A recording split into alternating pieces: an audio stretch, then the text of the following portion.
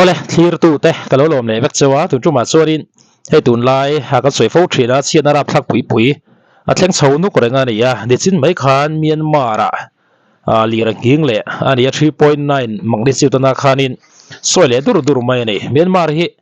tun hnaya hian Lirnghing sing khop mai ani min pialok mo mani loka khanin 6.0 ana khana soi ania chuni kummar thla kharin 7.7 mangni chiu tana khana soi dum khania tuna ani chin loka a ngin na mun hi mania mo a ngin tran na khami na pi do anti Myanmar mun a thau khana nia hemi hi National Center for Seismology NCS tenanon tarlan ania a nging du cher khop maya a tun lai chu Lirnghing min hual vel ti lo thei ani lawan Mizorama mo kan la van na ya a kan la tong lo ram ania mani February ni ruk wa ni min loka pokhanin siki ma khan nging dur khan ya khak te pokan en chi nga Myanmar hi big takin mi tam takan hlau thong to mo ni min pialok khanin khati khopana khana soi ni ya chon hei sin lok khanin tun mai khan 3.9 ana khana soi le ania amaro chu thi le hliam khatiang chian a lian tham turu angkha pathian zar an tong lem lo tun tuma chuan mani te mo mars thla nging ni kumami te 7.7 bor vela nging anga kha chuanin in tam taka chia an hlau thong viawani poni se Aftershock ala thleng lawa thleng ani pon na lu tuk lo tura tu tu ba hi chuan ngai ni amaro chu Lirnghing an tok zing chho mol khop mai kan ram then om sikim te hei Bangladesh te ponia Assam thleng pon ania nga heta Myanmar te Lirnghing hi a thleng chol thei to lo mo ti tur kho phianin a thleng char mai ni chuan February ni ruk ni bena sikima Lirnghing kha kan enjui lokang tukin khan sikim chimlam namchia magnitude 4.5 ana in lir a nginga thile hliamanum lo namchia Lirnghing hun hi zingdar thumle minisom pakhata ania le 9 kilometer nga vela thuk atangaron thlengni in National Center for Seismology NCS chuan asoya thilti chiat nei lavin hliam anom chiat aniri lavami poite ro chuan Lirnghing hian asoina hleni in an soi tun hnai February ni le khan Kolkata le abul hnai Myanmar le Bangladesh te po lir anging bok Sikkim telin Himalaya khochaklam hi Lirnghing du na huna omania le hnai tectonic plate in suvel awang lir hi nging ni a ngai ani adik khop bai Mizoram po hi tuna mi thiam ten anon ti thar phera kha chuanin mo zone 6 a om kha kan ni ve tlat maya hemi me phian en taila heta tang regot po hianin north east din mun tur he chu chiang view in rin nomani hengponi se Myanmar nging jing khop maya sikima asama ni bok Bangladesh ni bok khatian khanin ani chhonu ko renga ni ya Mizoram bok hi kan van nei zia hi a chiang thina ni 3.9 mangri chu na po hianin minan soi ta se second som ni po han soi sila la om via wang lang sa re ngani poni se kan van nei top maya chong trai tam te po pai mo chho view don ti hi chiang re ngani ma chon thei reng kan ni ve thau ti kan hri ta ngai chonin tu tu ma chorin hei tun lai leng pui airport ram hral chung chang tiang lar khop maya hemi isu hilian deng khop maya han set pm lampang hau tu te na thunon soi hi kan enjui lok hey voina ZPM media chairman kan yangin IF ina leng puile si phira ram an ho an khal ivel gain mial boina media machon alo tu leta MJA media lamte in hun lu tak senga helai ZPM je headquarters sa press conference kan ko minon trom hi kan loma kan thre wangin ni som thum pakhat January khan Azor press club press conference kowin IF ina leng puile CP rama an ram ho tu chungchang a ZPM chuan thilom dan kon chona hun kan ron nei to voina po hian hei kan media GS pu jona te kan legal board chairman puma siam tenen kan ron in lan le ta ani ni som thu pakhat press conference kan ko khan revenue minister po lo ni to pulal ro ki mate chief secretary po lo ni to pulal nun mo cho ngo te an mani nge hian CBI a complaint thelu sela an thelu ngam po kan ringa ti in ZPM chuan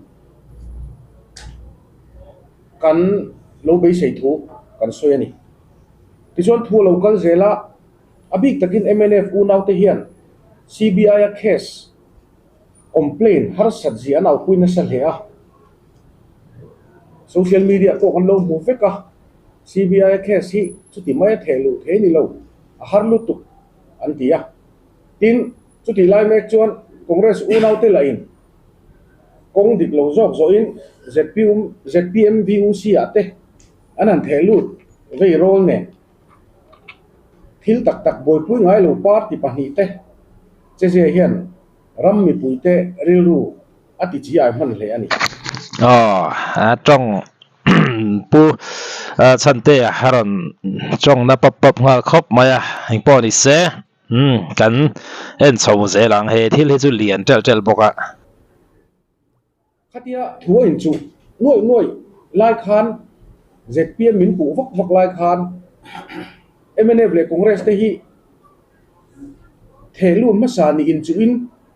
anin kan siak do na mo kan tia amoro chu kalmuan siak policy asoya fel lam policy an kalpuya ZPM la chuan thelu wat se ti in kan lo thira anni pani la chu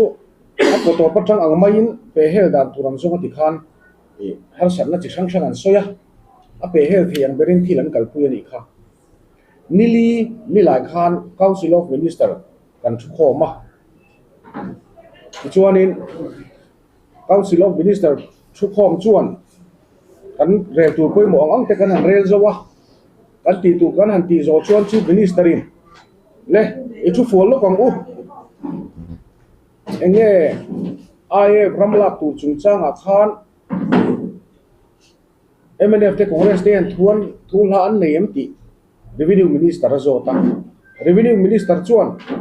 engma thu thar CBI ne na thelu ti velamo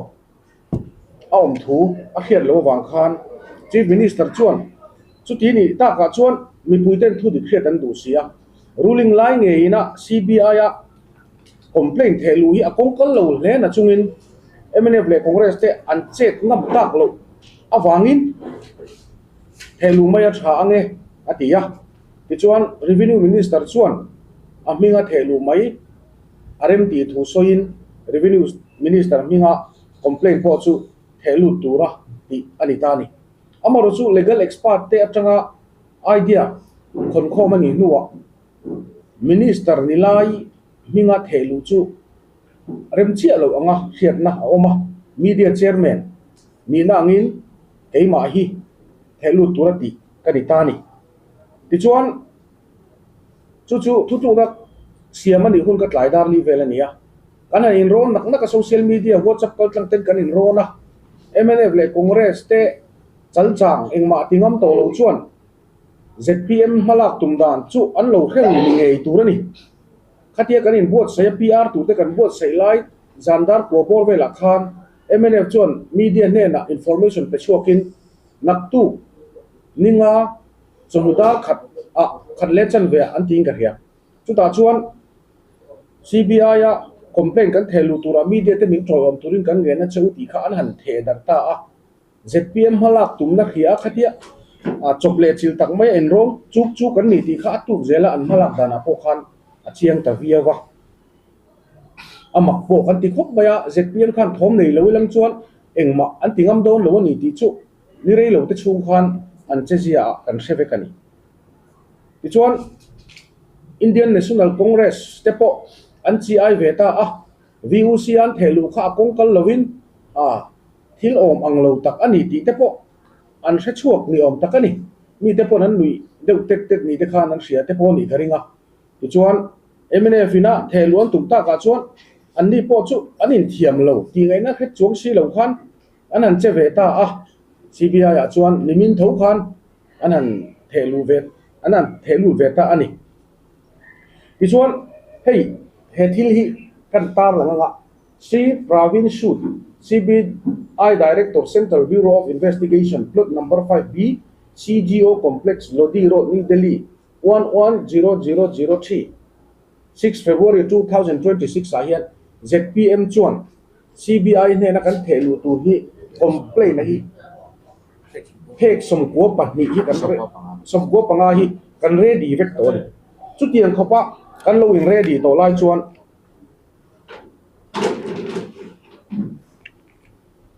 khatiang case complain chung chang MNF le Congress pon an thelu ta ani ti hom alo om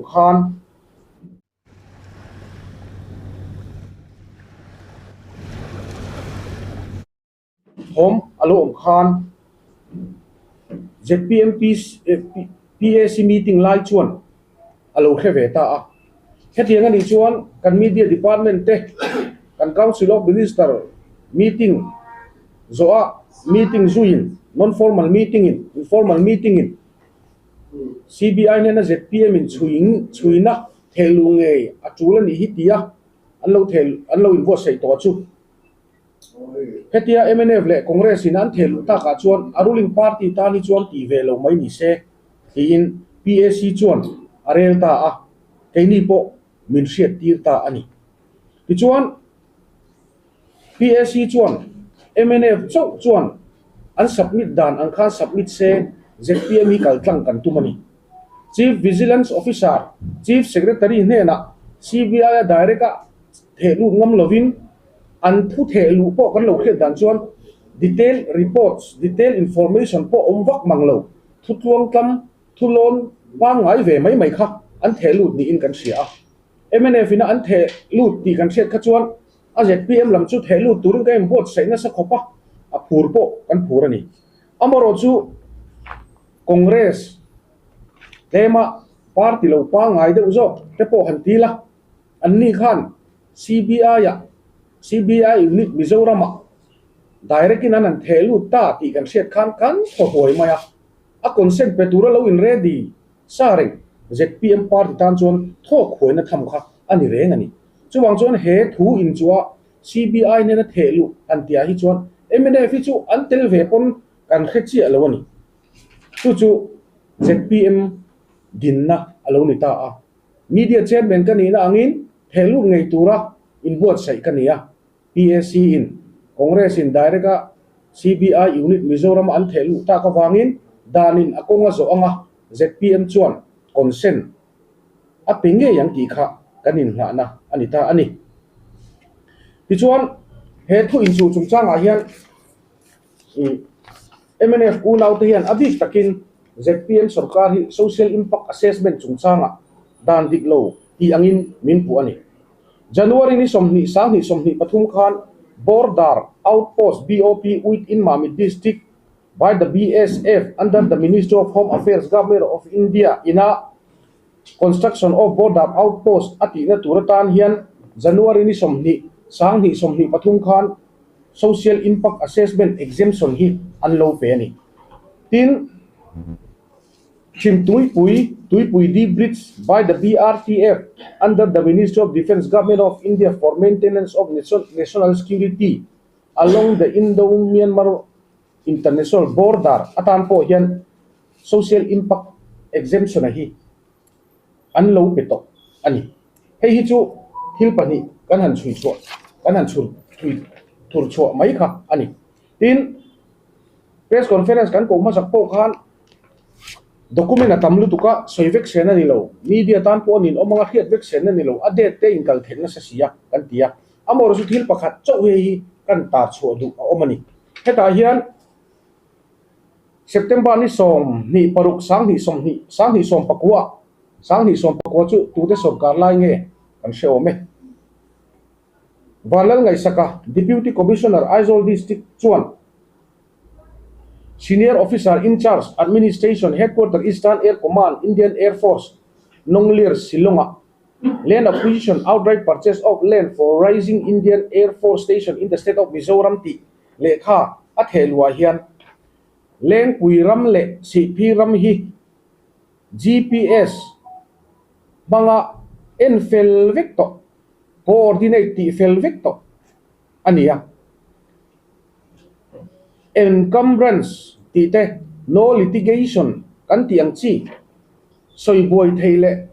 har san na omlo chu tiang chu eng ma omlo ania ti in IAF lama hian alo zu then to tin helai ram hi an ram lak tur pani te hi Barenland thai chin na po ni lo ram man tang kai lo environment clearance po ngai lo at amun na cheng te rehabilitation po eng ma ngai lo clear for land acquisition ti tura eng ma har san om lo ti in senior officer in charge administration a hian deputy commissioner khan September ni som ni paru sang ni som pakwa khat alo zu thlen dei to ani hemi chung chang hi leng pui te po media lamin zutlo in khulai ram te po an zu fanga kan lo mu ve ve ka heng lekha te po hi kan thon thla hial to ni sang ni som pakwa September ni som ni paru khan khang lai ram zong zong kha boina omlo engkim felvek environment clearance po omlo ami cheng te tan po rehabilitation po ngai lo ti in sarkar ma sa khan engkim alo pe felvek to ani chu tiang chu thil om dan ani a hemi chung chang a hian ZPM chuan zoram mi pui te le ZPM supporter te lo tong trai pui thin te ne na cha du kan ne ya ZPM hi kan dik na le kan na tho that puan zar lama hian kan chak lutuk lo abi takin MNA le congress te rei tak lo sarkar to man mai thil dik lo po dik anga soi thiam thu por poleng propaganda thiam mai atak tak pivak ngai lo mi pui te oi tok vela thil soi thiam an nia wangin an thu che vel le an thu chai vel thil an ron aw pui hi lo oi masalo turin kan ngen ani ZPM chan tu kan social media workers te chu po chuan ZPM information center changa thudik ron chuak tur hi lo chang thin ula kan duwa chu wang chuan hetianga kan rama ram khal ti te ram ho ti te scam ti te hetiang bo ru ka lo om hian ZPM party chuan dan ang takin chui chuani sela he ram in ho ti na chung changa hian dan dik lo taka man chang ei sarkar bum te mi pui bum te document lem lo siam te chu tiang an omani chuan dap chua veka an phu to anga thremna an hu hi kan duwa tu ma ZPM chuan ngai na thiam la them ni lo se ti hi kan du ani aron soi pa riap khop maya pu bi la chan zawa party dang mo position lampang chorin an ron hel chal view do na di chiang rang maya an mani channel ate po entur tam taka oma he isu wa hi maleng pui airport mo chung chang hi pui chho view do na tu nge akai kuang kan riat chho chian zel te por rin no mani tu na ron soisin a po khanin a phurom rualin thin rim thak ti zonga la du tan po khanin a thin rim thak em mai ni heti anga a thil lo ti du te nanom thei sel mai ni ya chu wan chuanin thu dik tak mo tu nge in nam hoi tu nge akai kuang riat chian chho hi cha kom to kho mai India na tok theilo alo ompo ni mai theya ka soi tong khan eng po lo ni se ZPM chuan CBI a thelu turin document kan pe vek to voina hian abi takin congress ina an chui complain an thelu hi chak taka CBI na attack up theinan CBI inquiry te ala anga ati tura ron tianga Mizoram sarkar a consent aron deal ani chuan aron deal ngai po kan be seya chu tiang anga thila local fu talawani palpon ZPM chu enti khuna po che chok turin kan in pe renga he thila pe hi chuan mi pu in hian na CBI a hian engma thelu tak theni lo complain thelu po harlu tuk anti chu congress unauten ol sam taka thelu theni ti anon lan tir po hi congress party chu po hian lom thu kan soi ni thil pakhat kan soi bel lokanga hetianga thu in chu alom ta ka chuan aram lak le ti zong chu helai po document karon tar lang to a hemi document hi 26 September 2019 kha ZPM kan sarkar ve thu hian heng aram lak dana thil fello MNF nu ma porlu tu ka hi kaltlang zui pui zel ngam chi ani loveti in mi pui ma puang zar taila MNF tan chon van pui chi ma ni ngotang kho hoina tur po om lawang aza thak khopang amaro chu revenue department chuan uluk takat enin right to fair compensation up 2013 noya dan ang takaram lak dan acquisition dan zom thei dan zongin Ministry of Defence in Helaya Air Defence to aloma mo zia enchungin MNF nu ma por puang chok du mi lovin him takin tu na hian outright sale outright purchase te po kan ti thin kha Helai in hial na po hin MNF u nau te hian outright purchase te chu atopa len acquisition atop le tholo man tia keini chan chan ve thung chu namta na martar nam party intingat ten kumnga chunga anlo indorna enga tinge nam him na le ram him na pakhat ma an indorna correspondent akhan soilang lowa anlo indor theile ti kha an mani kan zona nia G71G ti te an soi cham chi ya vote an du nai po le an soi langsar kha ni maya amoro chu la ram ta na thil poi mo lu tu ka an soi lang lo le keini ZPM sarkar ro chuan kan ram him na dan ang taka zo atu zia mangin kan communicate ngala chu tiang chon tu na hian poi tok thuk lu tuk lo turin dan ang takin IF ne naram ho tir chu tiang tur chuan kan siang tluk thei ta zo ka ni ti hi ania MNF po hian ZPM party chuwa hian lom thu soimol po ni se MNF lampang te tinga anon soi chau zel don alien tual don te pona langa chu ti rolin ZPM party ro chu kha CBI ya thelu tur po khanin arin ready to inte khuna po kan chuak thai ni anon ti chau bup bok ani ya bo ro khi ana mai lo don khop mai hei su hi thil lian tham lu tok ani ya chu wan chuan tu tunga in nam hoi tu tunga akai kuang hriat chi la cha kom to khop mai thil hriat chiang zok te comment na lama khanin in lo soi lang vele don ya pui chau mu mup don ani